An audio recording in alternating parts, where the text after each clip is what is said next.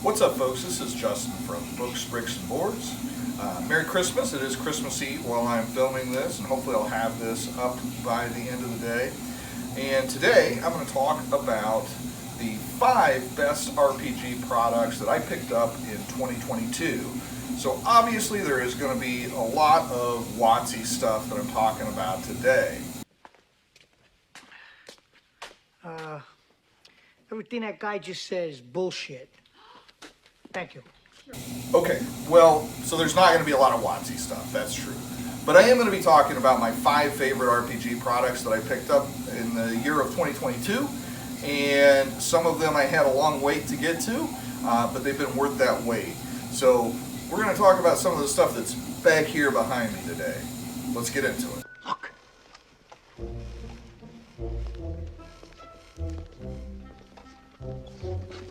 This is hot, Ray. Coming in at number 5 on my list is Weird Frontiers, formerly known as Dark Trails. So Weird Frontiers has a complicated path to getting to my table. I heard about it originally during the height of the pandemic. I was doing research on DCC stuff, and I love Westerns, and I love the Weird West, love Cthulhu, so this seemed like a natural fit for me. David Beatty also seemed like a very good guy. He's a firefighter, and he loves animals, and he writes great stuff.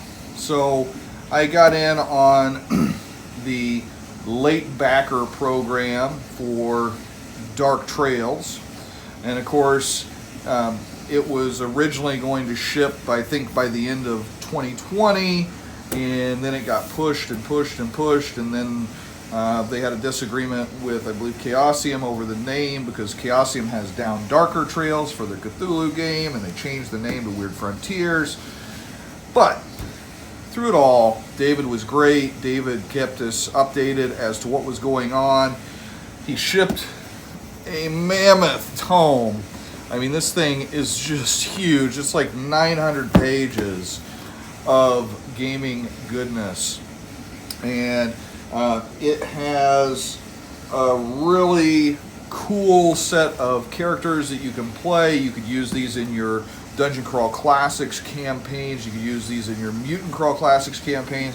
Or there is an entire campaign setting hidden within these pages. So it has clearly had a lot of thought put into it, and mechanically it is very sound. As far as the setting goes, it is what you would expect from a Weird West setting. Very well done. The art is great.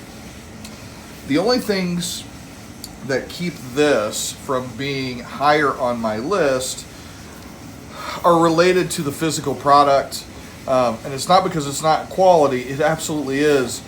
I just don't know if I use this regularly at my table, is it going to be able to withstand regular use, just because of the weight of all of these these pages on this binding. And I don't want to destroy this beautiful book. I've got the PDFs because the Kickstarter came with the PDFs, not only for this, but also for several adventures written by top tier game developers. So not unhappy at all with my purchase, but I do worry that I might destroy this beautiful book just by using it for what it's intended for. But I think I'm going to have to take that risk, because Weird Frontiers is an amazing game. So there's my number 5 for 2022, Weird Frontiers by David Beatty. I guess now's as good a time as any to let you know my list is not just on the best gaming material, but it's also the overall just satisfaction I have with the purchase. Metamorphosis Alpha Collector's Edition. This is a coffee table size book. You can see my hand here. And it's been out for a while. Goodman Games did this several years back, and I decided this year I was going to go all in and pick this up. It is rather pricey, at around $80 for this book, but I'm really glad I got it. Here's the reason why. Number one, it's a Goodman Games book, so it has this fantastic artwork. Number 2, it is a piece of gaming history. James Ward, who was heavily involved with early Dungeons & Dragons, designed Gamma World, also, of course, designed Metamorphosis Alpha, which is kind of the precursor to Gamma World. He was heavily involved in this project. May 2014, he wrote this forward.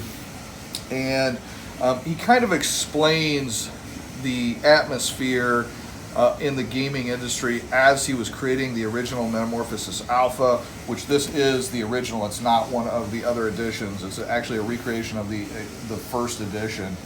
But there's a significant amount of gaming history in here, and you can really mine this for ideas for your own games, and you can just use it as a conversation piece with other gamers who appreciate knowing how the games they love came about. Without Metamorphosis Alpha, we don't have Mutant Crawl Classics, we don't have Gamma World, we don't have probably a lot of the sci-fi RPGs that are available to us today. Now, one of the cons of this is that, to be honest with you, even though I own all of the reprinted Metamorphosis Alpha first edition stuff that Goodman Games put out, I would probably never run it as is, but I will mine it for ideas. So it's more of a conversation piece than it is actual gaming for me. You could certainly run it as is, but you'd have to have the right group, and I just don't have that. So, and I don't know that I have the patience to run a 70s style game other than maybe Old School Essentials. That would be my game if I was going to run that. But as a purchase, I'm super happy that I picked up this. I think it's a beautiful book. It's got some great art, and it's got some wonderful history in there. So that is my number 4, Metamorphosis Alpha by Jim Ward and Goodman Games. And this is my number 3, and it is the Torchbearer GM kit from Burning Wheel. So the GM kit actually comes with the Dungeoneer's Handbook and the Scholar's Guide, which is available in a separate 2-part book collection. This also includes the Lore Master's Manual, which is some additional optional rules, and the Cartographer's Compendium, which is a collection of different adventures, as well as the GM screen, and then some really neat goodies in this box here, if I can get it out without destroying it. Sorry about that. So in here we have some specialty dice as well as some coins. We have a nice dashboard for players, and then we also have, actually one of these is an extra that I bought. We also have a player's deck, which has some equipment cards and things of that nature in it, and some status conditions, and then also the action deck, which you use for selecting what you're going to do during combat. But the game itself is just fantastic. It really has the old school dungeon crawling vibe nailed probably as well as any game. But it's got that modern game design aesthetic where the players are driving the action, and I really dig that. It is not hard to grok, which I was afraid of because Burning Wheel is kind of known as a difficult game to understand, and I didn't get that from this at all. I really felt like I picked up Torchbearer mechanics super fast, and I can't wait to get some guys to the table to play more of this. But as far as the cons go for this, getting people to accept it is going to be hard because it's not a real well-known game unless you're really into the industry. And also, it's going to take the right group of players. It's going to take a collaborative group that's okay with them driving the story a little bit and not putting all of that on the GM. But if you've got that, Torchbearer is probably going to be one of the main games I'm playing in 2023, and I'm super happy that I picked this up because It's around 150 bucks to get it normally. I actually ordered several different pieces individually, and Burning Wheel sent me this. So I guess they kept looking that I kept ordering parts of this individually, and they just said finally, well, here you go. We're just going to send you the whole thing. So really cool that they did that. Very much dig their products. So between this and Mouse Guard and Burning Wheel, Luke Crane, he has a really good thing going, and I hope that you guys will give his games a shot, because he is a brilliant game designer. And that is my number 3 for 2022. And here is my number 2 purchase for 2022. And this was a close one, honestly. Between this and my number 1, it was really hard to decide. I went back and forth several times. This is the Guide to Glorantha. And like the Metamorphosis Alpha book I picked up, this is not a recent release. I believe this was first available back in around 2013, so around the same time as Metamorphosis Alpha. But these books, again, huge, like coffee table size books, but they compile all of the lore and history and geography and climatology and religion of the world of Glorantha.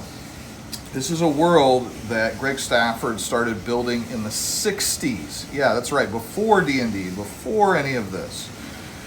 And basically every single spot on the map has information related to it. This is similar to if you would pick up an old Encyclopedia Britannica about the real world. You could study different things, but this is studying the fictional world of Glorantha.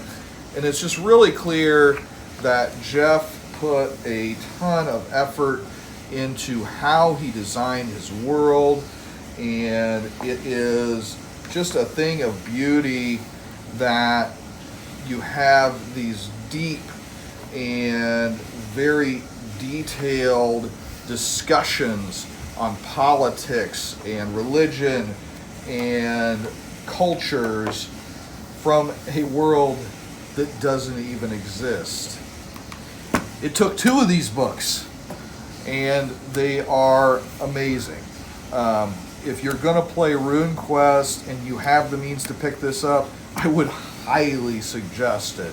They do also come with a PDF if you buy them from Chaosium, so I would suggest that. One thing that I was a little bit disappointed in is all the Chaosium books tend to have the ribbons in them, and this one did not. So I'm guessing that's just because it was designed before they started doing that. But other than that, I can't complain. The construction is great, the art's great, and of course the detail is unparalleled. This is the Guide to Glorantha, and it is my number 2 RPG purchase for 2022. And finally, we are to my number 1 purchase of 2022. This is my Leatherette limited edition copy of Hyperborea, also sometimes referred to as Astonishing Swordsmen and Sorcerers of Hyperborea 3rd edition. It is actually signed and numbered by Jeff Talanian, a super good guy and a great game developer. It's got this awesome cover with the great Hyperborea artwork on it. This actually spells out Hyperborea if you look really close. It's got the Sathagwa shadow there that is the logo for Northwind Adventures. Of course, you know if you've been watching my channel that I love Hyperborea. I have 2 copies of the regular player's manual, plus 2 copies of the 2nd edition player's manual, plus another copy of the referee's manual, because this is a game I could see at my table quite a bit, and I want my players to be able to access it easily, so I picked up multiple copies. This is a really nicely done book, and it has some awesome quality to it. You know, as far as the game that you get inside, it's the same material that was in the regular edition. It's just got this great cover to it. And, you know, Jeff priced these very reasonably. I think I paid $150. I got these two as well as a copy of the Atlas with them. And that, for the quality that you get, you know, you've got two ribbons, you've got the Smith sewn binding, and of course you're getting a piece of history too. If you look at what some of the older Astonishing Swordsmen and Sorcerers books are going for, you know that these tend to keep their value. Not that you'd want to sell them, because this is great on your shelf, and it's an awesome game to run, especially for maybe some lapsed gamers who remember the good old days of AD&D or second edition. They'll fit right in with Hyperborea. So that's my number one. And again, this is just a quick video. It is Christmas Eve, so have lots of things on the calendar to do today, and I hope you do too. I hope that you are spending time with your family and your loved ones, and remember the reason for the season. This is Justin from Books, Bricks, and Boards. Thanks for an amazing year. We started at around 200 subs, and we're almost to 700 now. So good gaming, and God bless.